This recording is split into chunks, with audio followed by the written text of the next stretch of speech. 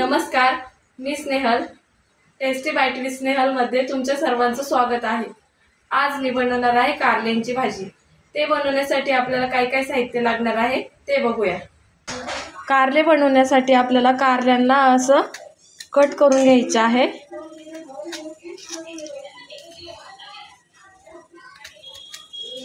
आणि हे कारल्यांमधला पोर्शन आपल्याला काढून घ्यायचा आहे, जो बियांचा पोर्शन असतो तो.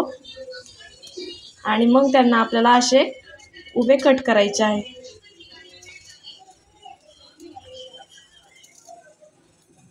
आपल्याला आता ह्या कापलेल्या कारल्यांना मीठ लावून घ्यायचे आहे.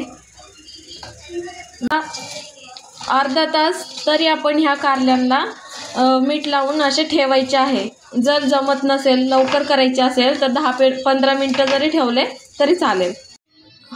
आपण कारले धुवून घेतलेले आहे मीठ लावून. आता आपल्याला ते कारले असे पिळून त्याच्यातलं पाणी काढून घ्यायचे आहे.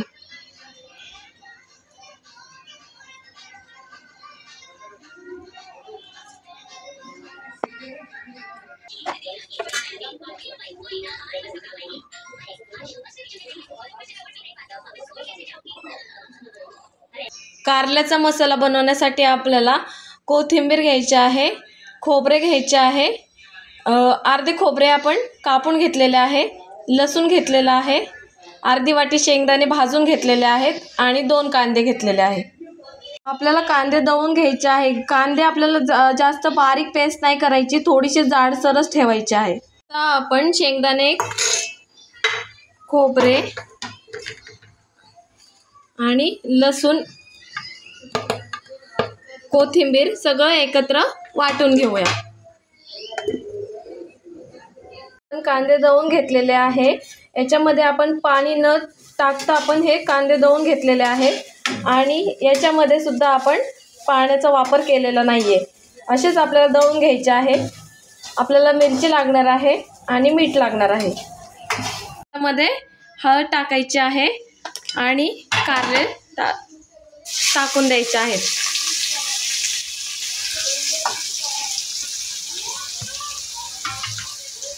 आणि थोडंसं मीठ टाकायचं आहे. अगोदर आपण मीठ लावलं होतं पण त्याचं पाणी काढून घेतलं आहे आपण, त्याच्यामुळं थोडंसं मीठ टाकायचं आहे चवीनुसार. आणि हळद मिठामध्ये आपल्याला वाफू द्यायचं आहे कारल्यांना. आणि याच्यावरती आपण आता झाकण ठेवून देणार आहोत. कारल्यांना लालसर होतोपर्यंत शिजून घेऊया. आपले कारले वाफून झालेले आहेत. वाफवलेले कारले आता आपण सगळे डिशमध्ये काढून घेऊया. आपण कढईमध्ये तेल टाकलेलं आहे. आपल्याला जिरे टाकायचे आहेत. आता आपल्याला दळलेला कांदा टाकून घ्यायचा आहे आणि कांद्याला चांगलं आपल्याला तेलामध्ये परतून घ्यायचं आहे, लाल होतोपर्यंत.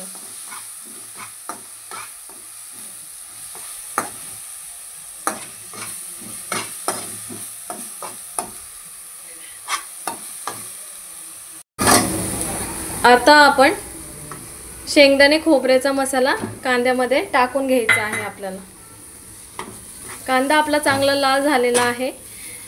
आता याला पण आपल्याला चांगल्या प्रकारे भाजून घ्यायचा आहे तेलामध्ये. मसाला पण आपला चांगला तेलामध्ये फ्राय झालेला आहे. आता आपण याच्यामध्ये लाल मिरची टाकणार आहोत. 1.5 चमचे लाल मिरची टाकायची आहे आपल्याला.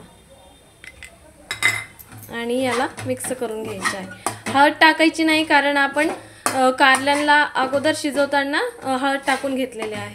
मिरचीला चांगलं आपल्याला याच्यामध्ये परतून घ्यायचे आहे.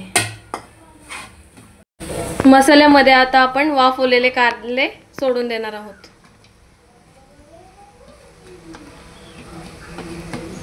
शिजवताना आपण थोडंसं मीठ टाकलं होतं कारल्यांमध्ये. आता आपण थोडंसं भाजीमध्ये चवीनुसार मीठ टाकून घेऊ.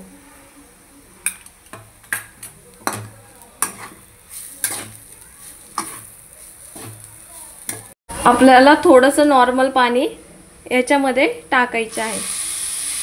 जास्त पाणी नाही टाकायचे, थोडेसेच टाकायचे. झाकण ठेवून आपण भाजीला 5-10 मिनिटं वाफून घेऊया. आपली चविष्ट अशी कारल्याची भाजी तयार झालेली आहे.